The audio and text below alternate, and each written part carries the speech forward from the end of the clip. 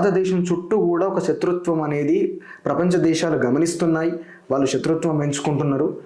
రానున్న రోజుల్లో కూడా భారతదేశానికి గడ్డు పరిస్థితి వచ్చేటటువంటి ఒక పరిస్థితి ఏర్పడితే ఈ దేశంలో 3 అంతర్గత శత్రువులు, 1 ముస్లింలు, 2 క్రైస్తవులు, 3 కమ్యూనిస్టులు. ఇరాక్, ఇరాన్, మొత్తంగా పశ్చిమాసియా ఎటువంటి స్థితిలో ఉన్నదో మధ్య భారత అరణ్యాల స్థితిలో ఉన్నాయి. అసలు ఆయుధం మీద రాజ్యానికే సంపూర్ణ గుత్తాధిపత్యం ఎవరిచ్చారు? అటువంటి ఒక ప్రజ్వలనం జరిగినప్పుడు, విస్ఫోటన జరిగినప్పుడు ఎక్కువ హింస లేకుండా పరివర్తన జరగడానికి రాజకీయ పార్టీ ఉండాలి. అంటే ఎక్స్చేంజ్ ఆఫ్ ఫైర్ జరిగినప్పుడు 2 వర్గాల వైపు కాల్పులు గాయాలైతే చనిపోవచ్చు కూడా. పోలీసుల తూటాలు ఫిజిక్స్ సూత్రాలను తారుమారు చేస్తున్నాయి. హలో వ్యూవర్స్, ఆపరేషన్ కగార్ పేరుతో కేంద్ర ప్రభుత్వం అబూజ్మడ్ అటవీ ప్రాంతంలో సృష్టిస్తున్నటువంటి నెత్తుటి నరమేధం గురించి మాట్లాడడానికి మనతో సీనియర్ పాత్రికేయులు, కవి, రచయిత వీక్షణం వేణుగోపాల్ గారు మనతో ఉన్నారు. వారితో మాట్లాడే ప్రయత్నం చేద్దాం. Hello sir. అసలు ఆపరేషన్ కగార్ అంటే ఏంటి సార్? దీని లక్ష్యాలు కానీ, దీని ఉద్దేశం కానీ, కేంద్ర ప్రభుత్వ ఉద్దేశం కానీ అసలు ఏంటి? ఆపరేషన్ అనేది ఇంగ్లీష్ మాట, కగార్ అనేది హిందీ మాట. కగార్ అంటే అంచు, చివరి. 2023 డిసెంబర్లో కేంద్ర హోంమంత్రి అమిత్ షా బిఎస్ఎఫ్ వాళ్ళ యాన్యువల్ పరేడ్ ఒకటి జరుగుతుంది హజారీబాగ్లో. ఆ హజారీబాగ్ పరేడ్లో మనం ఆపరేషన్ కగార్ ప్రారంభించబోతున్నాము అని అన్నాడు. డిసెంబర్ 23లో ఆయన ప్రకటన చేశాడు. జనవరి 1 నుంచి ఆపరేషన్ కగార్ ప్రారంభమైంది. ఇది కేంద్ర ప్రభుత్వం మధ్య భారత అరణ్యాల్లో నుంచి, అంటే మధ్యప్రదేశ్, జార్ఖండ్, ఛత్తీస్గఢ్, ఒరిస్సా, ఆంధ్రప్రదేశ్, తెలంగాణ, మహారాష్ట్ర, ఇన్ని రాష్ట్రాలు 7-8 రాష్ట్రాల్లో వ్యాపించి ఉన్న దండకారణ్య ప్రాంతం ఉంది. ఈ దండకారణ్య ప్రాంతంలో ప్రత్యేకించి బస్తర్ ప్రాంతంలో, నిజానికి పత్రికల్లో అబూజ్ మాడ్ అంటున్నారు కానీ దాని పేరు మాడ్. అబూజ్ అంటే మనిషి చూడని.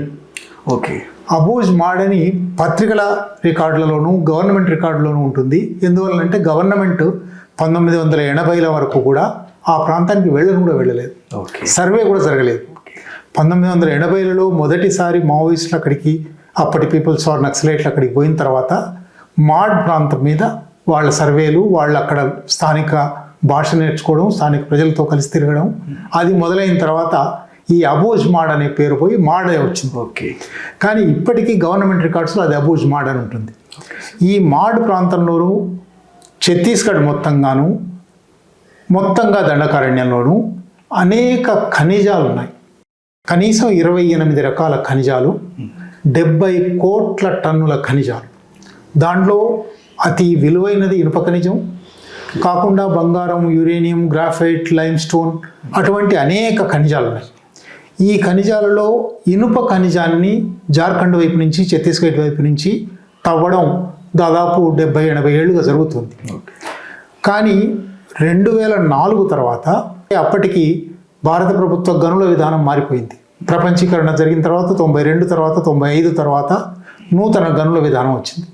ఈ గనుల విధానం ప్రకారం గనులను విస్తారంగా ప్రైవేట్, కార్పొరేట్ సంస్థలకు ఇవ్వడానికి, బహుళజాతి సంస్థలకు ఇవ్వడానికి ప్రయత్నాలు మొదలయ్యాయి. ఆర్థిక సరళీకరణలో అందులో భాగంగా 2004లో కేంద్రంలో మన్మోహన్ సింగ్ ప్రభుత్వం రాగానే వందలాది MOUలు, మెమరాండమ్ ఆఫ్ అండర్స్టాండింగ్ సంతకాలు జరిగాయి.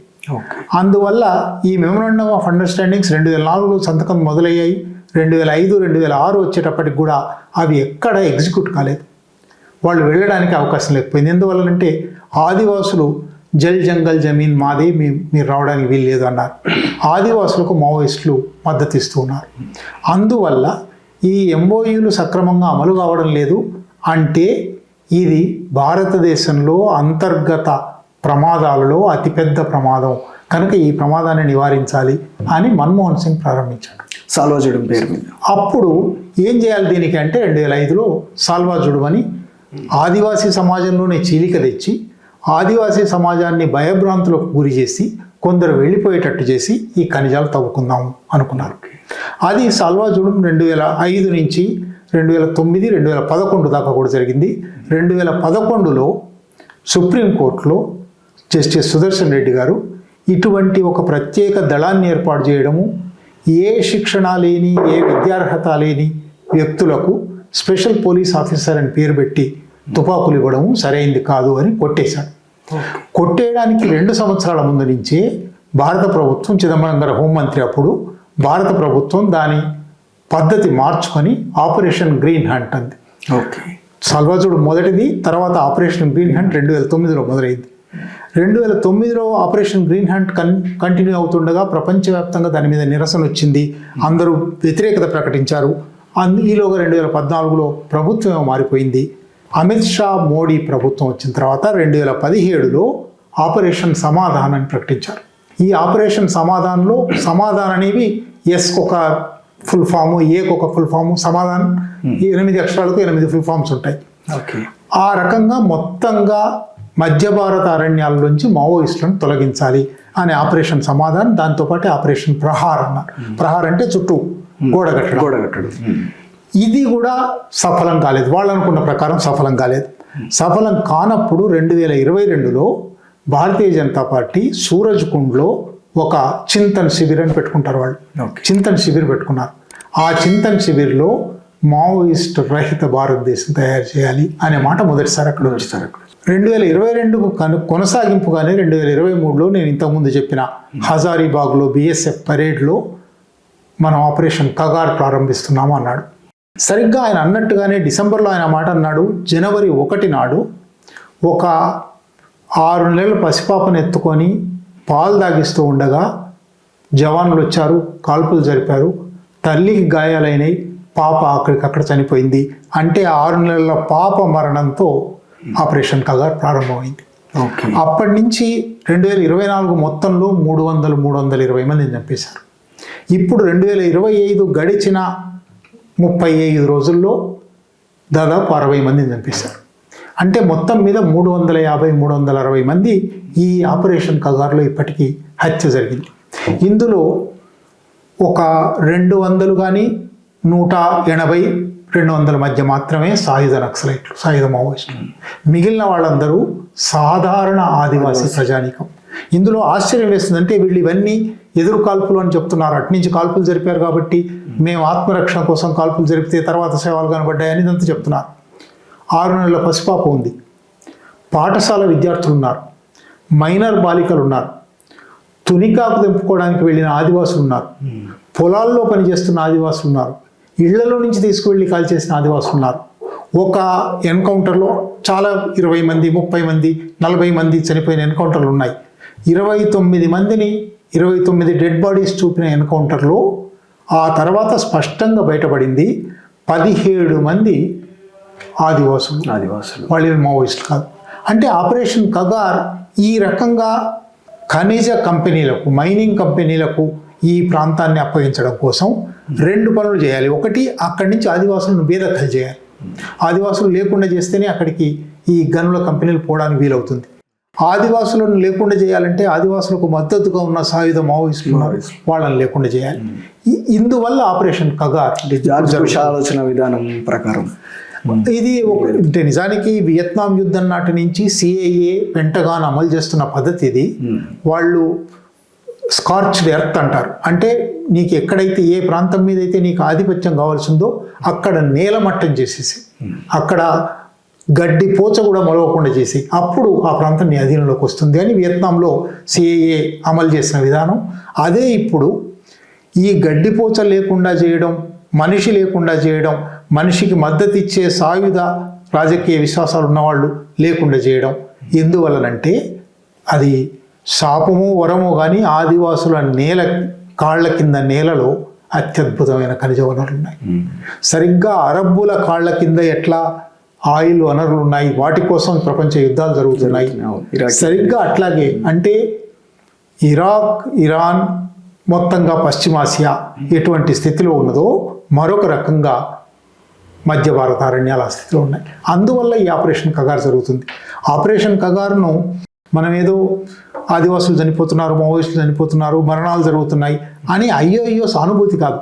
ఇది దేశ ఆర్థిక వనరులకు సంబంధించిన విషయం, దేశ ఖనిజ వనరులకు సంబంధించిన విషయం. భవిష్యత్ తరాలకు ఈ ఖనిజ వనరులు మిగిలిస్తామా లేదా, ఇవన్నీ ఇవాళ కార్పొరేట్లకు అప్పగిస్తామా అనే విషయం.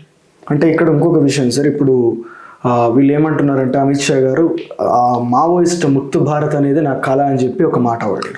అంటే ఇక్కడ భారతదేశం లోపల పేదరికాన్ని నిర్మూలించడం ఒక నా కళ, లేకపోతే ఇస్లామిక్ ఉగ్రవాదం కూడా ఒకవైపు థ్రెటన్ చేస్తున్నది కాబట్టి, అంటే మెయిన్గా అట్లా దాన్ని బూచిగా చూపెట్టే అధికారంలోకి వచ్చినటువంటి బీజేపీ దాన్ని నిర్మూలించడం కూడా ఒక కళ అని చెప్పుకోవచ్చు. కానీ ఇక్కడ పేదరికాన్ని కానీ నిరుద్యోగాన్ని కానీ నిర్మూలించడమే మా పార్టీ లక్ష్యం, మా కళ అని చెప్పుకోకుండా కేవలం మావోయిస్టులను, అంటే ఇప్పటికే అభద్రతా భావంలో ఒకట ఇన్సెక్యూరిటీ లోపల ఉండి ఆత్మరక్షణలో పడిపోయినటువంటి మావోయిస్టులను మాత్రమే హతం హతమార్చడమే మా కళ అని చెప్పి చెప్పుకోవడానికి ఇది కేవలం ఆర్థిక వనరుల నేపథ్యంలో జరుగుతున్నటువంటి ఉద్యమం, లేకపోతే భావజాల పరంగా కూడా వీళ్ళకు వ్యతిరేకంగా ఉన్నారన్నటువంటి ఒక వాళ్ళ మీద ఉన్నటువంటి ఒక కోపం. అంటే ఈ ప్రభుత్వంలో రెండు అంశాలు ఉన్నాయి. ఒకటి కార్పొరేటీకరణ, రెండు హిందుత్వం. ఈ కార్పొరేటీకరణ హిందుత్వ రెండు కలిపి సైనికీకరణకు దారితీస్తున్నాయి. అందువల్ల ఇప్పుడు తక్షణ అవసరం కార్పొరేట్లకు లాభాలు సంపాదించి పెట్టడానికి ఆ ఖనిజ వనరులను అందించడం. కానీ అదే క్రమంలో తమ భావజాలం తప్ప మరి ఇంకే భావజాలం ఉండకూడదు. ఫాసిజానికి ఒక లక్షణం ఏమంటే, కాళోజీ ఎప్పుడో అన్నాడు, ఏకీభవించనోని పీక నొక్కు సిద్ధాంతం అని. ఏకీభవించని వాళ్ళు ఎవరు ఉండకూడదు, ఏకీభవించని వాళ్ళు పీక నొక్కాలి. ఏకీభవించకపోవడం అంటే ఏమిటి? ప్రశ్న, ఆలోచన, చర్చ, సంభాషణ ఇటువంటిది ఏది ఉండకూడదు. ఇవి వాళ్ళు ఏదో రకంగా లేవనెత్తుతున్నారు. ఈ ఖనిజ వనరులు ఇట్లా పోగొడితే ఎట్లా అని లేవనెత్తుతున్నారు. జల్ జంగల్ జమన్ మీద మాదే అధికారం అనే ప్రశ్నలు ఎవరెత్తుతున్నారు. ఈ ప్రశ్నలు లేకుండా చేయాలంటే వాళ్ళని లేకుండా చేయాలి. ఇది అంటే మావోయిస్ట్ ముక్త అనేది ఒక్కచోట ఆగిపోవడం లేదు. వాళ్ళు కాంగ్రెస్ ముక్త భారత్ అన్నాడు మొట్టమొదట. అంటే ఎంత ప్రజాస్వామికమైన భావజాలం ఉన్నవాళ్ళంటే వాళ్ళు ప్రతిపక్షాలు లేకుండా ప్రజాస్వామ్యం అని ఎట్లా అంటావు? ప్రతిపక్షం లేకుండా ఉండాలన్నారు. జనవరి 30 నాడు గాంధీ వర్ధంతి రోజున హిందూ మహాసభ, ఇది కూడా సంఘ పరివారంలో ఒక భాగము, హిందూ మహాసభ గాడ్సేకు పూలదండలు వేసి చాలా ప్రశంసలు అర్పించి గాంధీయిజాన్ని దేశంలో లేకుండా చేయాలి, నిర్మూలించాలి అన్నాం. గాంధీ ముక్త అంటే కాంగ్రెస్ ముక్త్, గాంధీ ముక్త్, మావోయిస్ట్ ముక్త్, చివరికి ఆర్ఎస్ఎస్ భావజాలం ఏమంటే మానవ ముక్త్, మానవతా ముక్త్, మానవతారహితమైన దేశంగా తయారు కావాలి. అంటే ఇంకొక విషయం ఏంటంటే బస్తర్ కేంద్రంగా ఇప్పుడు ఆదివాసుల మావోయిస్టుల యొక్క హత్యలు జరగడం, వాళ్ళని ఆ విధంగా అసాసినేట్ చేయడం జరుగుతూ ఉన్నది. అంటే ఇక్కడ ఏంటంటే భారతదేశం లోపల తెలంగాణ ప్రాంతము, ఆ తర్వాత ఆంధ్ర ఒరిస్సా బార్డరు, ఈ ప్రాంతం లోపల కూడా నక్సలిజం బాగా ఒకప్పుడు ఉన్నటువంటి నేపథ్యము. అట్లాంటి పరిస్థితుల్లో కూడా కేవలం ఇక్కడ అబూజ్మడ్ ప్రాంతం లోపల మాత్రమే జరుగుతుందని చెప్పారంటే మావోయిస్టులు కేవలం ఆదివాసులకు అక్కడ ఆ కేంద్రంగానే వాళ్ళు ఉన్నట్ట, లేకపోతే మిగతా ప్రాంతంలో అంటే ఇప్పుడు వీళ్ళు అగ్రనాయకత్వాన్ని పూర్తిగా సర్వనాశనం చేయాలన్నటువంటి ఒక ఆలోచన చాలా స్పష్టంగా కనబడుతాం. సో అంటే ఇది కేవలం వీళ్ళందరూ కూడా ఈ దండకారణ్య ప్రాంతం లోపలనే తలదాచుకున్నారా? దండకారణ్యం కేంద్రంగానే ఈ యొక్క హననం అనేది జరుగుతూ ఉంది. ఇది అంటే నిజానికి అమిత్ షా మాటల్లో కూడా ఒక చోట మావోయిస్ట్ ముక్త్ భారత్ అన్నాడు, ఇంకో చోట మావోయిస్ట్ ముక్త్ ఛత్తీస్గఢ్ అన్నాడు. అంటే వాళ్ళకు కూడా ఆ స్పష్టత లేదు. ఒకటి అసలు వాస్తవికత ఏమంటే మావోయిస్ట్ రహిత అంటే మావోయిస్టులను వ్యక్తులుగా నిర్మూలించడమా, మావోయిజం అనే ఆలోచన నిర్మూలించడమా, లేదా మావోయిజానికి మూలమైన ప్రజల ఆకాంక్షలు నెరవేరాలి, ప్రజల హక్కులు కొనసాగాలి అనే ఆకాంక్ష నెరవేర్చడమా? వీటిలో దేన్ని మూర్తి చేస్తాడు? మనుషులను బహుశా భౌతికంగా నిర్మూలించడం సాధ్యమే కావచ్చు వాళ్ళకున్న శక్తి వల్ల. కానీ మావోయిజాన్ని ఎట్లా నిర్మూలించడం సాధ్యమవుతుంది? మావోయిజాన్ని నమ్మేవాళ్ళు దేశంలో అనేక మంది ఉంటారు. సరిగ్గా వాళ్ళు ఇప్పుడు కాంగ్రెస్ ముక్త్, గాంధీ ముక్త్ అన్నట్టే గాంధీవాదం, గాంధీని చంపేశారు కానీ గాంధీవాదం ఏం పోలేదు. అవును, గాంధీవాదం ఉంది. అట్లాగే కాంగ్రెస్ను చంపేస్తా ఉన్నారు. సరే, ఎన్నికల అక్రమాల వల్లనో ఎట్లాగో కాంగ్రెస్ కొన్ని రాష్ట్రాల్లో తీసేశారు. కానీ కాంగ్రెస్ అభిమానులు లేకుండా చేస్తారా? వాటిని మించినది, కాంగ్రెస్ను గాంధీని మించినది మావోయిజం. ఎందువలనంటే ఇది ప్రజల జీవనానికి సంబంధించిన వ్యవహారం. ప్రజల జీవనం ఆహ్లాదకరంగా ఉండాలి, వాళ్ళ శ్రమకు ఫలితం దక్కాలి, వాళ్లకు వనరుల్లో భాగస్వామ్యం ఉండాలి, వాళ్ళ మీద దోపిడీ పీడనలు ఉండకూడదు. ఇది ఒక మౌలిక భావన. ఈ భావనను ఎప్పుడు తొలగించడం సాధ్యం కాదు. ఈ భావనను ఇవాళ ఎవరు చెప్తున్నారో వాళ్ళని బహుశా కంఠం ఉత్తరించడం పెద్ద కష్టం కాదు, కానీ ఆ భావన ఉంటుంది కదా, ఆ భావన జనంలో ఉంటుంది కదా. మనం భారతదేశంలో పోరాటాలు చూస్తే 1857లో మొట్టమొదటిసారి వలస వ్యతిరేక ప్రథమ భారత స్వాతంత్ర సంగ్రామం మొదలైంది.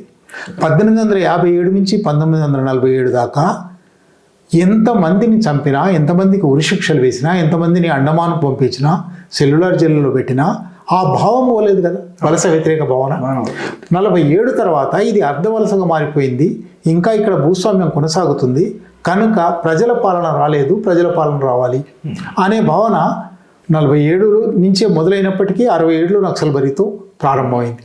67 నుంచి ఇప్పటి వరకు అనేక మంది ముఖ్యమంత్రులు, అనేక మంది హోంమంత్రులు, అనేక మంది పోలీస్ అధికారులు 3 నెలల్లో అయిపోతుంది, 6 నెలల్లో అయిపోతుంది, రద్దు చేస్తాం అన్నారు. అయిపోయింది. 1970 జూలై 11 నాడు వెంపటాపు సత్యం ఆదిపట్ల కైలాసంలో చంపేశారు. చంపేయగానే అప్పటి హోంమంత్రి జలగం వెంగళరావు నక్సలిజం అయిపోయింది అన్నాడు, అంతమైపోయింది అన్నాడు.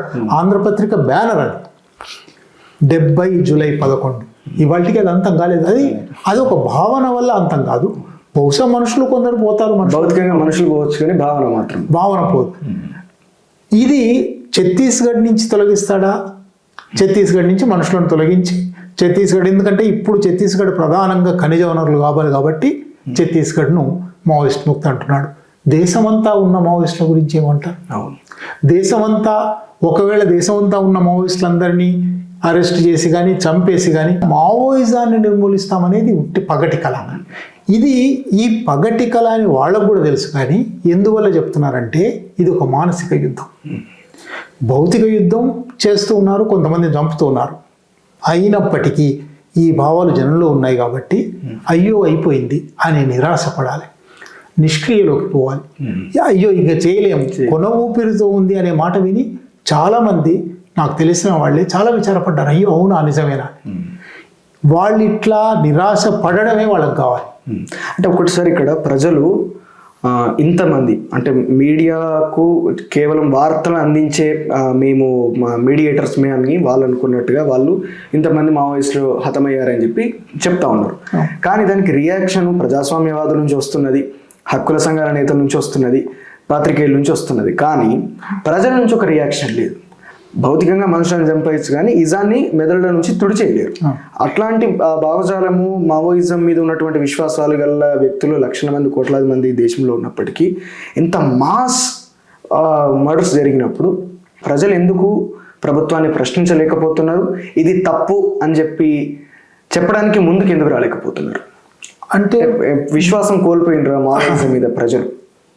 అది ఎంత మాత్రం కాదు, వాళ్లకు తమ వ్యక్తీకరించే అవకాశాలు ఎన్ని ఉన్నాయి అనేది మొట్టమొదటి ప్రశ్న.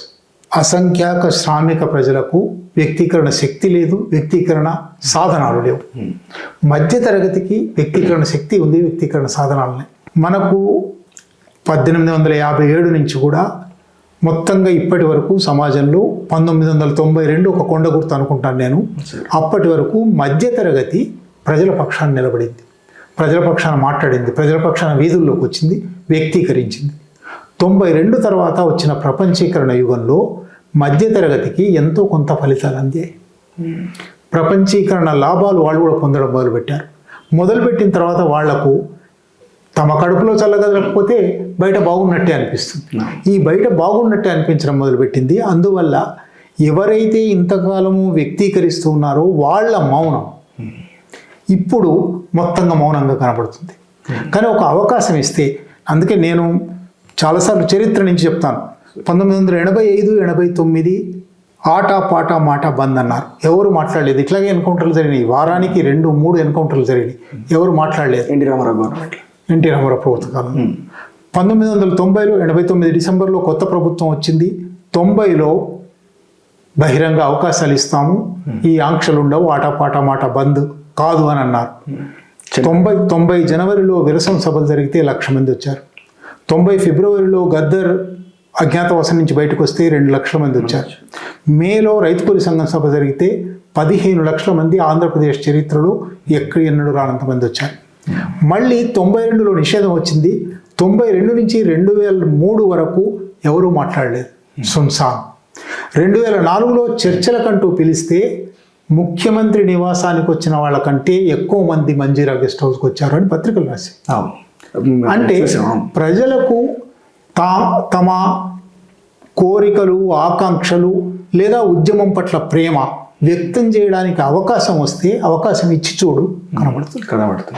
అంటే మీరు అన్నట్టు ఎన్టీ రామారావు గారు అప్పుడు ముఖ్యమంత్రిగా ఉన్నప్పుడు గ్రే హౌండ్స్ పెట్టి అప్పుడు పోలీస్ బలగాలు వందలాది మంది నక్సలైట్లు ప్రాణాలు తీయడం, దాని తర్వాత ఎన్టీ రామారావు మీలాంటి ఎంతోమంది ప్రజాస్వామ్యవాదులతో మాట్లాడడానికి, చర్చలు జరపడానికి ఒక అవకాశం ఇచ్చాడు. దాని తర్వాత రాజశేఖర రెడ్డి గారు కూడా ఆయన ముఖ్యమంత్రి హోదాలో ఆయన కూడా మంజీరా గెస్ట్ హౌస్లో అక్కడ కూడా చర్చలు చేశారు. అందులో కూడా మీరు చాలా ముఖ్య పాత్ర పోషించారు.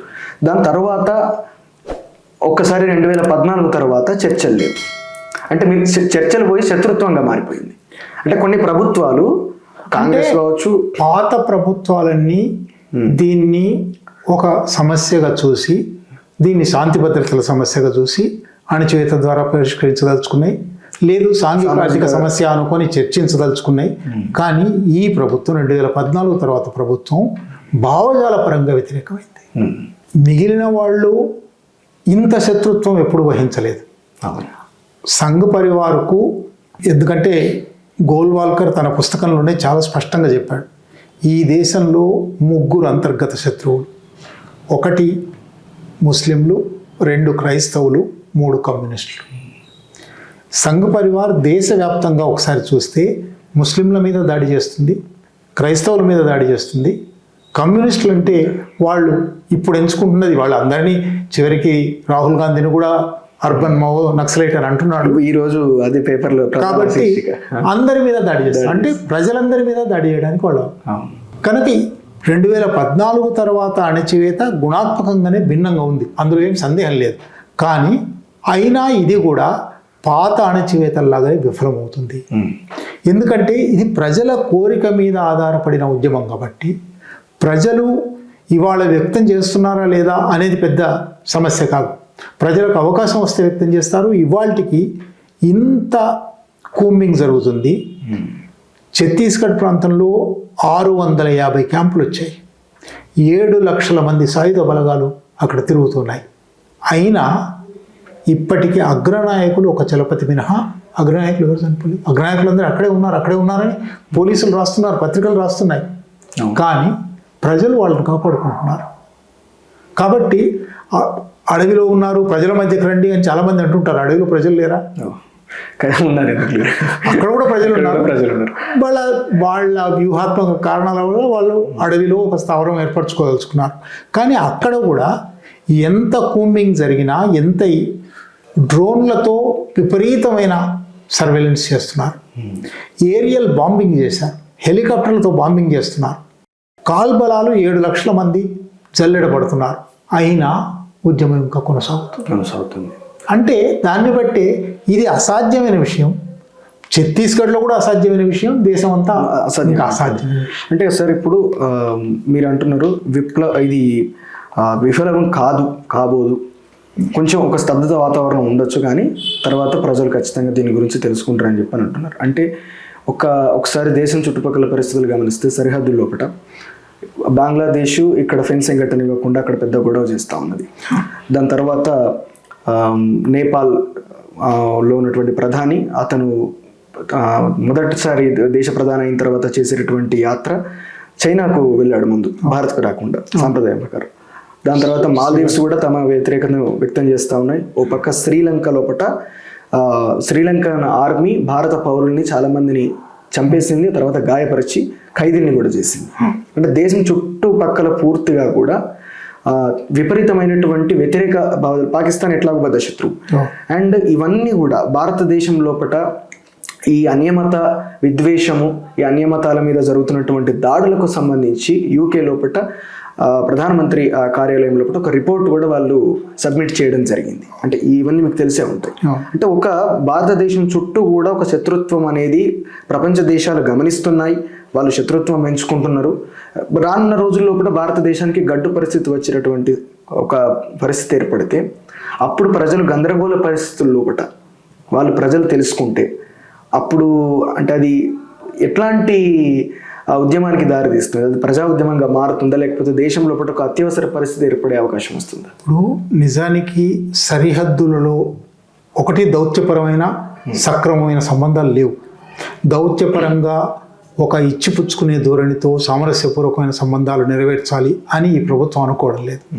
మరొక వైపు సరిహద్దు భద్రతా దళాలన్నీ వాళ్ళ ఛత్తీస్గఢ్లో ఉన్నాయి. బార్డర్ సెక్యూరిటీ ఫోర్స్ బార్డర్ మీద ఉండవలసింది ఛత్తీస్గఢ్లో ఉంది. సశస్త్ర సీమా బల్ బార్డర్ మీద ఉండవలసింది అక్కడ ఉంది. Indo Tibetan border police Indo Tibetan బార్డర్లో ఉండవలసింది అక్కడ ఉంది. పారామిలిటరీ బలగాలన్నింటినీ అంతర్గత ఘర్షణల కోసం వాడుతూ విదేశాలతో ఒకవేళ యుద్ధం వస్తుందా లేదా ఘర్షణలు వస్తాయా, చైనాతో వస్తున్న ఘర్షణలో మన స్థలం పోగొట్టుకున్నారనే వివాదం ఇంకా స్పష్టంగా తేలలేదు. కనుక భారత ప్రభుత్వం విదేశాలతో వ్యవహారం ఎంత మాత్రం సరిగ్గా లేదు. దేశంలో అసంతృప్తి విపరీతంగా పెరిగిపోతుంది. ధరలు పెరుగుతున్నాయి. నిరుద్యోగం విపరీతంగా ఈ 70 ఏళ్లలో ఎప్పుడు లేనంత నిరుద్యోగం ఉంది. విదేశీ రుణ భారం పెరిగింది. ఇటువంటి స్థితిలో విపరీతంగా అసంతృప్తి ప్రజ్వలనం జరుగుతుంది. ఈ అసంతృప్తి ప్రజ్వలనాన్ని అడ్డుకోవడానికి తగిన చర్యలు తీసుకోవాలని ప్రభుత్వం గత 11 సంవత్సరాలు అనుకోవడం లేదు. నిరుద్యోగం పోగొట్టడానికి ఉద్యోగ కల్పన లేదు. కనుక ఇక్కడ ఒక రకంగా అగ్గిపుల్ల పడితే బగ్గున పేలిపోయే ఒక అగ్నిపర్వతంలాగా దేశం ఉంది. ఈ అగ్గిపుల్ల లేకుండా చేయాలనేది ప్రభుత్వం కోరిక. కానీ అది సాధ్యమా? అరబ్ స్ప్రింగ్ చూసాం, మనం శ్రీలంక చూసాం, బంగ్లాదేశ్ చూసాం. నాయకత్వం లేకుండా కూడా ప్రజలు తమ అసంతృప్తి ప్రతిఘటించే ఒక అవకాశం వస్తుంది. ఆ అవకాశం వస్తే భారత ప్రభుత్వం ఏం చేస్తుంది? నిజానికి అటువంటి ఒక ప్రజ్వలనం జరిగినప్పుడు, విస్ఫోటన జరిగినప్పుడు ఎక్కువ హింస లేకుండా పరివర్తన జరగడానికి రాజకీయ పార్టీలు ఉండాలి. రాజకీయ పార్టీలను రద్దు చేస్తాం, రాజకీయ పార్టీల రహిత భారతదేశం కావాలని. అంటే ఇది ఒక రకంగా ఆత్మహత్య సదృశమైన పని. అది భారత ప్రభుత్వం సంఘ్ పరివార్ అటువైపు పోతుంది. అండ్ ఇంకొకటి ఏంటంటే సార్, ఇక్కడ భారతదేశంలో కూడా పూర్తిగా సాయుధులై పోరాటం చేస్తేనే ఇక్కడ మనం విజయం సాధించగలుగుతాం అని మావోయిస్టులు అలా అనుకుంటున్నారా, లేకపోతే మావోయిజం ఆలోచనలతోటి ఆయుధం లేకుండా కూడా పోరాటం చేయవచ్చా, ప్రజల్ని ఏకం చేయవచ్చా? ఇది ఒక ప్రశ్న ఎందుకు ఉత్పన్నమవుతుందంటే, చాలామంది అంబేద్కర్ వాదులు, చాలామంది ప్రజాస్వామ్యవాదులు మావోయిజాన్ని, నక్సలిజాన్ని తీవ్రంగా వ్యతిరేకించేటటువంటి పరిస్థితుల మధ్యన ఈ ఒక ప్రశ్న వచ్చి ఆ ప్రశ్నను అడుగుతా ఉన్నా. ఇది కేవలం కొన్ని వర్గాలకు చెందినటువంటి పిల్లలు మాత్రమే ఆ నక్సలిజంలోకి ఇవాళ ప్రాణాలను అర్పించుకున్నారు. అక్కడ మావోయిస్టుల లోపల కూడా అగ్రనాయకత్వం లోపల అగ్రవర్ణాలు మాత్రమే ఉన్నారు. ఇది అపోహన, లేకపోతే అసలు ఆత్మరక్షణలో ఉన్నటువంటి ఆ వ్యవస్థ లోపల ఇవన్నీ ఆలోచించేటటువంటి అవకాశం, సమయం ఉంటాయా? నిజానికి ప్రజలకు సాయుధ పోరాటం జరపవలసిన పరిస్థితి కల్పించింది ఎవరు? అటువైపు వాళ్ళని నెట్టింది ఎవరు? చరిత్ర పొడవునా చూస్తే హింస ఎప్పుడు రాజ్యం వైపు నుంచి జరిగింది. ప్రజలు చెయ్యడ్డం పెట్టారు ఎక్కువ, లేదా అటు నుంచి 10 తుపాకులు వస్తే ఇటు ఒక తుపాకి పట్టుకునే ప్రయత్నం చేశారు. చరిత్ర పొడవునా స్పార్టకస్ నాటి నుంచి ఇవాల్టి దాకా రాజ్యము, ఆధిపత్య శక్తులు ఎప్పుడు ప్రజల మీద దమనకాండ ఉపయోగించాయి. దమనకాండను సహించడమా, దమనకాండకు అడ్డు చెప్పడమా? అక్కడ సాయుధం కావాల్సిన అవసరం వస్తుంది. అసలు ఆయుధం మీద రాజ్యానికే సంపూర్ణ గుత్తాధిపత్యం ఎవరిచ్చారు? ఎందుకు ఇచ్చారు? పెద్ద బిగ్ క్వశ్చన్ సార్ ఇది. రాజ్యం ఎందుకు తీసుకుంది? నేను మాత్రమే ఎందుకు తీసుకుందంటే ప్రజలకు రక్షణ కల్పిస్తాను అని తీసుకుంది. ప్రజలు తమలో తాము అంతర్గత కలహాల్లో ఆయుధాలు వాడుకుంటే ఇవాళ అమెరికన్ సొసైటీలో గన్ కల్చర్ ఎట్లా ఉందో అట్లాంటి పరిస్థితి వస్తుంది. అందువల్ల మీరెవరు ఆయుధాలు వాడకూడదు, నేను మీకు రక్షణ కల్పిస్తాను. కానీ అటువంటి ఒక సకారణంగా తీసుకున్న ఆయుధాలను రాజ్యం ప్రజలను చంపడానికి వాడుతుంది. రక్షణ ఇవ్వడానికి రాసుకోవడానికే బాగుంది, అది రాసుకోవడానికే బాగుంది. అందువల్ల అటువంటి స్థితిలో ప్రజలు తప్పనిసరిగా తమ నైసర్గిక హక్కు అది. ప్రజలు ఎప్పుడూ తమ ఆహారం కోసం కానీ, తమ ఉత్పత్తి కోసం కానీ, తమ ఆత్మరక్షణ కోసం కానీ ఆయుధాలు వాడుతున్నారు. అది ఒక కొడవలి కావచ్చు, ఒక బల్లెం కావచ్చు, ఒక సుత్తి కావచ్చు, ఇటువంటి ఆయుధాలన్నింటినీ అవి సాంప్రదాయిక ఆయుధాలు అన్నారు. ఆ సాంప్రదాయిక ఆయుధాలు అందరి దగ్గర ఉండేవి, సహజమైన హక్కు. వీటిని ఎప్పుడైతే మారణాయుధాలుగా తుపాకీ, ఫిరంగి లాంటివి వచ్చాయో అవి రాజ్యం బాధ్యత అయిపోయింది. అంటే రాజ్యం ఎక్కువ మారణ శక్తి రాగానే రాజ్యం తన గుత్తాధిపత్యం తీసుకుంటా ఉంది. ఈ గుత్తాధిపత్యాన్ని నుంచి రాజ్యాన్ని పోలదోసి ఈ రాజ్యం కాదు ఇంకో రాజ్యం స్థాపిస్తాము అనుకున్నప్పుడు ప్రజల చేతులు కూడా ఆయుధాలు తీసుకున్నారు. ఇది ఎక్కడైనా ఆధిపత్య శక్తులు బతిమిలాడితేనో, విజ్ఞప్తి ఇస్తేనో, అడిగితేనో, పదే పదే అడిగితేనో, లేదా న్యాయబద్ధంగా కోరితేనో తమ ఆధిపత్యాన్ని వదులుకుంటాయా, తమ దోపిడీని వదులుకుంటాయా, పీడనను వదులుకుంటాయా? తప్పనిసరిగా ఆయుధానికి ఆయుధం జవాబు. ఇప్పుడు కాళోజీ మళ్ళీ కాళోజీ చెప్పాల్సి, ఎందుకంటే ఆయన ఒక ఈ సమాజంలో నుంచి ఆవిర్భవించిన ప్రజాస్వామికవాది. హింస తప్పు, ప్రతిహింస తప్పు కాదు అన్నాడు ఆయన. ఇవాళ సాయుధులుగా ఉన్న వాళ్ళందరూ చేస్తున్నది ప్రతిహింసే తప్ప హింస కాదు. కనుక అసలు హింసల చర్చ అనేది చాలా అనవసరమైన చర్చ భారతదేశంలో అనుకుంటా. ఎందుకంటే ఇక్కడ ఏ గ్రంథం పవిత్ర గ్రంథం అని మీరు భావిస్తున్నారో ఆ గ్రంథం అన్నని చూడకు, తమ్ముడని చూడకు, బావని చూడకు, చంపే నేనున్నాను అని చెప్పిన భగవాను వాచను ప్రేరేపించి భగవాను వాచం. మొత్తం అందరూ భగవంతుని అన్ని రూపాలు చేతిలో 4 చేతులు, 8 చేతులు, 10 చేతులు ఆయుధాలతో ఉన్నాం. అటువంటి చోట తుపాకీ మంచిదా కాదా అని వాడడం, చర్చించడం అనేది చాలా అర్ధరహితం.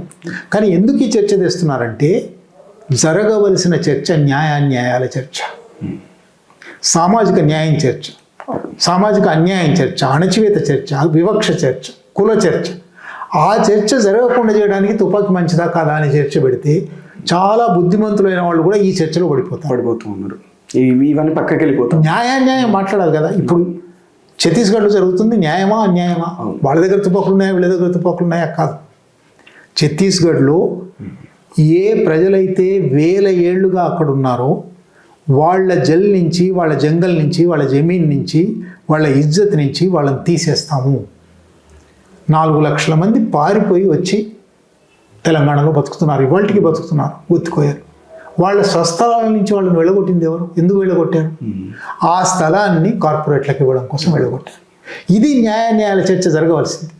వాళ్ళ దగ్గర తుపాకులు ఉన్నాయా, వీళ్ళ దగ్గర తుపాకులు ఉన్నాయా అనేది అది బహుశా సెకండరీ. అది కూడా చర్చిస్తే గాంధీయన్ విలువల వల్ల అది కూడా చర్చించవలసి రావచ్చు. కానీ మొదలు న్యాయాల చర్చ కావాలి కదా. పునాది చర్చ న్యాయాల చర్చ. జీవించే హక్కు అనేది ప్రధానమైన చర్చ కావాలి. రాజ్యాంగం కూడా అంగీకరించింది 21వ అధికరణం ప్రతి మనిషికి జీవించే హక్కు ఉంది. సుప్రీంకోర్టు, అనేక కోర్టులు జీవించే హక్కు అంటే కేవలం బతికుండడం మాత్రమే కాదు, సరైన ఉద్యోగం ఉండడం, అర్థవంతమైన జీవితం ఉండడం, ఆహ్లాదం ఉండడం, వినోదం ఉండడం, విజ్ఞానం ఉండడం, అనేక అంశాలు చెప్పాయి. ఇవాళ మా జీవితం మేము గడుపుతాము అని అంటే ఆదివాసులు జీవించే హక్కును కొల్లగొడుతున్నాం. ఆదివాసులకు నోరు లేదు కాబట్టి మేము వాళ్ళకు నోరు ఇస్తాము, మేము వాళ్ళ పక్కన ఉన్నాము అంటే మావోయిస్టుల జీవించే హక్కు కొల్లగొడుతున్నారు. అంటే చట్టబద్ధమైన రాజ్యాంగబద్ధమైన హక్కులను కూడా అంగీకరించేస్తుంది. ఫారెస్ట్ రైట్స్ యాక్ట్ వచ్చింది 2004లో. అంతకుముందే 72, 73, 74 రాజ్యాంగ సవరణల ప్రకారం పంచాయత్ ఎక్స్టెన్షన్ యాక్ట్ వచ్చింది, పీసా వచ్చింది. ఈ 2 చట్టాలు ఆదివాసులకు ప్రత్యేకించి తమ భూమిని మరెవరికి అన్యాక్రాంతం చేయడానికి వీల్లేదు. ప్రభుత్వం అయినా సరే అన్యాక్రాంతం చేయడానికి వీల్లేదు.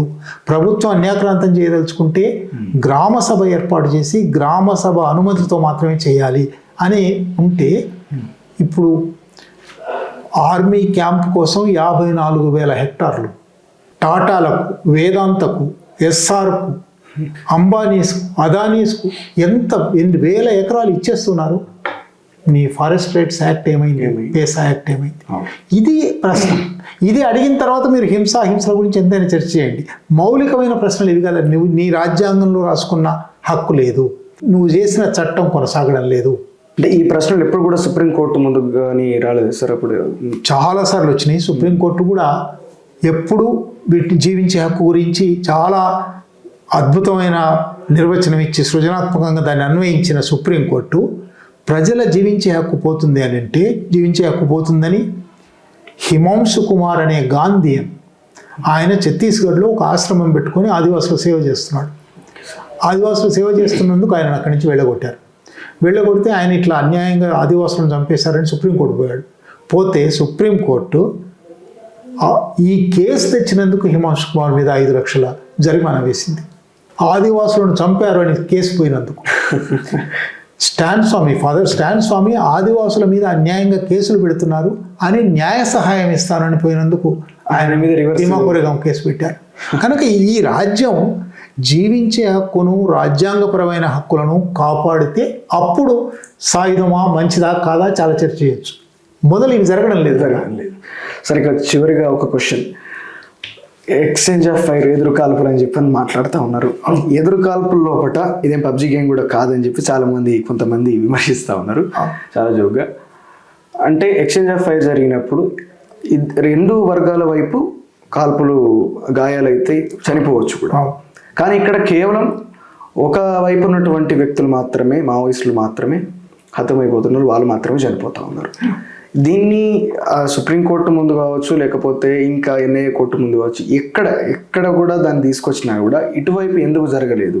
ఎన్కౌంటర్ చేస్తే ఇది చాలా చిన్న, అందరికి అర్థమైపోయేటటువంటి సింపుల్ లాజిక్. సో దీన్ని చెప్పినప్పుడు దీని గురించి ఒక సీరియస్ డిస్కషన్ అనేది ఎందుకు జరగట్లేదు? ఎన్కౌంటర్ అనేది ఎంత ఆంధ్రప్రదేశ్ పాలన మొదలుపెట్టింది 1969లో ఎంత మామూలు అయిపోయిందంటే ఎన్కౌంటర్ చేస్తానంటున్నాడు. ఎన్కౌంటర్ అనేది ఇంగ్లీష్లో అనుకోకుండా ఎదురుపడడం. ఎదురుపడ్డప్పుడు సరే ఇద్దరు సాయుధులైనప్పుడు ఒకరికొకరు కాల్చుకోవడం జరిగింది కావచ్చు. కానీ దాన్ని ఎన్కౌంటర్ చేస్తానని ఉద్దేశపూర్వకమైన మాటగా మార్చారు. అంటే ఎన్కౌంటర్ అంటే పట్టుకొని చంపడమే, ఎదుటి వాళ్ళని ఉద్దేశపూర్వకంగా చంపడమే అనేది అర్థమవుతుంది. ఇది ఆత్మరక్షణ కోసం మాత్రమే చేస్తున్నాము అని అంటారు. ఆత్మరక్షణ కోసం చేసినప్పుడు ఎప్పుడైనా చట్ట ప్రకారమే, ఆత్మరక్షణ కోసం నేను ఆయుధం వాడాను అని చెప్పిన వాళ్ళు భద్రతా దళాలైనా సరే అది రుజువు చేసుకోవాలి.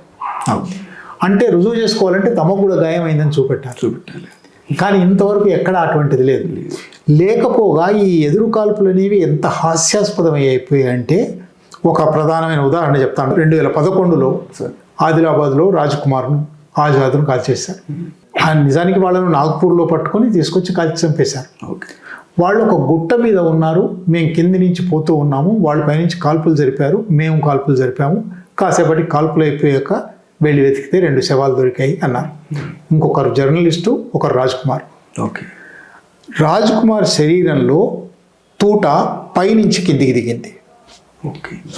భుజం నుంచి ఇక్కడ ఛాతీలో ఇక్కడికన్నా 2 సెంటీమీటర్లు కింద వీపులో నుంచి దిగింది. ఇది ఫోరెన్సిక్ డాక్టర్ రాసిన రిపోర్ట్. అప్పుడు దేశంలోని అన్ని పత్రికలు రాశాయి, పోలీసుల తూటాలు ఫిజిక్స్ సూత్రాలను తారుమారు చేస్తున్నాయి. ఒకటి, కొండ మీద వాళ్ళు ఉన్నప్పుడు, కింద వీళ్ళున్నప్పుడు కింది నుంచి పైకి పోవాలి, కొండ మీద నుంచి ఉంటే. అట్లాగే కొండ మీద ఉన్న వాళ్ళకు, పైన ఉన్న వాళ్ళకి ఎప్పుడు అడ్వాంటేజ్ ఉంటుంది, కింద ఉన్న వాళ్ళకి అడ్వాంటేజ్ ఉండదు. వీళ్ళకేమేమి గాయాలు కాలేదు. ఈ కేసు ఆదిలాబాద్ కోర్టులో జరిగింది, హైకోర్టుకు వచ్చింది, పోలీస్ అధికారుల సంఘం ఫైట్ చేసింది, దేశవ్యాప్తంగా దీని మీద చర్చ జరిగింది.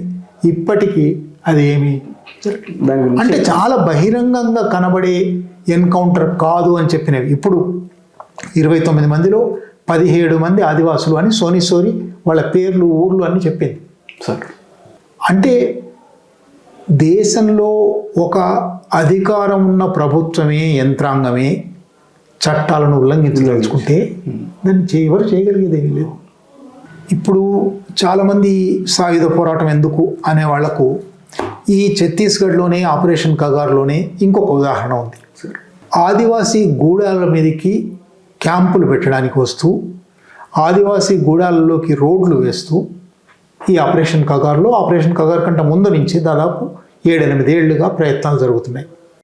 ఆదివాసులు సోనితో సహా చాలామంది ఆదివాసీ నాయకులు పదే చెప్పిన అంశం, మాకు మీరు రోడ్లేస్తే నడుపుకోవడానికి 4 వీలర్స్ లేవు, మాకు ఎక్కువ సైకిళ్ళు ఉంటాయి లేదా మోటార్ సైకిళ్ళు ఉంటాయి, మా లోపలికి మీరు 2 లేన్ల రహదారులు, 4 లేన్ల రహదారులు, 6 లేన్ల రహదారులు కూడా వేయనవసరం లేదు.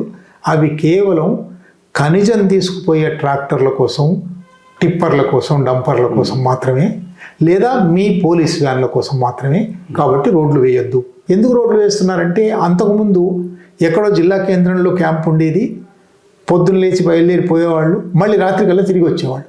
ఈ తిరిగి రాకుండా ఉండడానికి లోపల మారుమూలల్లో కూడా రోడ్లు వేసుకుంటే క్యాంపులు పెట్టవచ్చు అని అట్లా క్యాంపులు పెట్టడం మొదలుపెట్టారు. సిలింగేర్ అని ఒక ఊళ్ళో 4 సంవత్సరాల కింద ఒక క్యాంప్ పెట్టడానికి తెల్లారి లేచి చూసే క్యాంప్ ఉంది. క్యాంప్ ఎట్లా పెడతారు? మా ఫారెస్ట్ రైట్స్ యాక్ట్ ప్రకారం, మా పీసా ప్రకారం మా గ్రామసభ తీర్మానం చేయాలి, మీరు పెట్టడానికి వీల్లేదు అని వాళ్ళు వచ్చి ప్రశ్నలు వేశారు. వాళ్ళ మీద కాల్పులు జరిపారు. ప్రశ్న వేసినందుకు క్యాంప్ దగ్గరికి వచ్చి అడుగుతున్నందుకు 4 అక్కడికక్కడ చనిపోయారు. చనిపోగానే ఆ ఊరి వాళ్ళు అక్కడికి కూర్చున్నారు. అంటే వీళ్ళకి ఏమైనా ప్రత్యేకమైనటువంటి అధికారాలు ఉంటాయా సార్? ఏమీ లేవు. నిజానికి చట్ట ప్రకారం అయితే ఇటువంటి ప్రతి అసహజ మరణము హత్యగా రికార్డు చేసి ఎవరు చేశారో వాళ్ళు మేము ఇది హత్య చేయలేదు, ఆత్మరక్షణ కోసం చేశామని రుజువు చేసుకోవాలి. అదేం లేదు. ఇట్లా చనిపోయిన తర్వాత ఆ ఊరి వాళ్ళు అక్కడ క్యాంపుల వ్యతిరేక నిరసన ఉద్యమం ప్రారంభించారు నిరాయుధంగా. గ్రామ ప్రజలు, ఆదివాసులు మాత్రమే. సిలింగేర్ ఉద్యమం ఎంత విస్తృతమైందంటే ఆ తర్వాత కనీసం 40 చోట్ల క్యాంపుల వ్యతిరేక నిరసన ప్రదర్శనలు కేవలం ఆదివాసులు నిరాయుధంగా కూర్చుని. సిలింగేర్ ఉద్యమం 3 సంవత్సరాల పాటు అక్కడే సరిగ్గా ఢిల్లీలో ఎట్లాగే రైతులు కూర్చున్నారో అట్లా కూర్చున్నారు. వీటిలో నుంచి మూలవాసి బచావో ఆందోళన అని ఒక సంస్థ ఏర్పాటైంది. పూర్తి ఆదివాసులది, నిరాయుధంగా గాంధేయ పద్ధతిలో ఏర్పడింది. 3 నెలల కింద మూలవాసి బచావో ఆందోళనను నిషేధించారు. నిరాయుధంగా శాంతియుతంగా చేసేటటువంటి, ఇప్పుడు సాయుధంగా చేయడం తప్పు అని చాలా మంది విమర్శిస్తున్నారు కదా. నిరాయుధంగా చేస్తే నిషేధిస్తే ఇంక ఏం చేయాలి? అంటే మీరు ఏం మాట్లాడద్దు, చేసి చూసుకుంటూ కూర్చోవాలని డైరెక్ట్ ప్రజలకు ఒక ఇవ్వడం అంతే. ముఖేష్ చంద్రకర్ హత్య గురించి దేశం అంతా చాలా గగ్గోలైంది. ముఖేష్ చంద్రకర్ను చంపడం సరే, 50 కోట్ల రోడ్లు 120 కోట్లు చేశారు, అది ఆయన లంచం గురించి అవినీతి గురించి రాశాడు. అది మాత్రమే కాదు, ఇవాళ ఆపరేషన్ కగార్ కింద జరుగుతున్న దుర్మార్గాలు బయటికి వస్తున్నది కేవలం 2 యూట్యూబ్ ఛానళ్ళ వల్ల. Bastar junction, Bastar talkies. అవి లేకపోతే అక్కడ వార్తలు రాసేవాళ్ళు లేరు, మాట్లాడకూడదు. అక్కడ ఏం జరుగుతున్నదో, అక్కడ ఇంత హింస జరుగుతుంటే బయటికి రాకూడదు. ఆ హింసను బయట పెడుతున్నాడు కాబట్టి వేరే ఇంకేదో కారణంతో మొత్తానికి ఆయన లేకుండా చేశారు. ఇప్పుడు బస్తర్ టాకీస్ ఒకటి మిగిలింది. కేవలం అసలు ఆ వీడియోస్ లోపల ఈ స్కామ్ గురించి కాకుండా అక్కడ మావోయిస్టుల గురించి, దానికి సంబంధించి ఆదివాసుల గురించి ఎవ్రీథింగ్ అందులో వీడియోస్ ఉన్నాయి. అవును సార్, రైట్. అంటే అక్కడ ఒకటి రాజ్యాంగ వ్యతిరేకమైన హింస జరపడం, కార్పొరేట్ల కోసం హింస జరపడం, కార్పొరేట్ల కోసం ఆదివాసులను బేదఖలు చేయడం, ఈ రాజ్యాంగబద్ధంగా జరగడం లేదు ఈ పని కాబట్టి చేయండి అని ఎవరైనా అడగడానికి వస్తే వాళ్ళ మీద కేసులు పెట్టడం, వాళ్ళను సోని మీద ఎంత హింస చేశారు, హిమాంశు కుమార్ మీద ఎంత హింస చేశారు, బేలా భాటియా మీద అక్కడి నుంచి వెళ్ళగొట్టడానికి ఎంత ప్రయత్నం చేశారు, ఇటువంటివి అనేకం ఉన్నాయి. వీటన్నిటితో పాటు ఇప్పుడు జర్నలిస్టులను కూడా భయపెట్టడానికి, ఆదివాసులను భయపెట్టి వెళ్ళగొట్టాలి, మావోయిస్టులను లేకుండా చేయాలి, ఈ వార్తలు బయటికి రాకుండా జర్నలిస్టులు. అంటే మధ్య భారత అరణ్యాన్ని చీకటి రాజ్యంగా మార్చి తమ ఆశ్రితులకు ఇవ్వదలుచుకున్నారు. అది ఆపరేషన్ కగార్. ఇందులోపట భాగస్వామ్యం కేవలం ఇప్పుడున్నటువంటి కేంద్ర ప్రభుత్వాన్ని, అంతకుముందు ఉన్నటువంటి కాంగ్రెస్ ప్రభుత్వాన్ని కూడా 2004 నుంచి చరిత్ర చెప్పాను. అందుకే నేను 2004 నుంచి అన్ని పార్టీలు ఉన్నాయి, అన్నిటికీ భాగస్వామ్యం. Right sir, thank you sir, thank you very much. కేంద్ర ప్రభుత్వం రాజ్యాంగ ఉల్లంఘన చేసినప్పుడు ప్రజలే నిర్ణయం తీసుకోవాల్సి ఉంటుంది. కాబట్టి ఇది ఈనాటి ముఖాముఖి. ఇలాంటి మరిన్ని వీడియోస్ కోసం మా ఛానల్ని లైక్ చేయండి, షేర్ చేయండి, సబ్స్క్రైబ్ చేయండి. Thank you.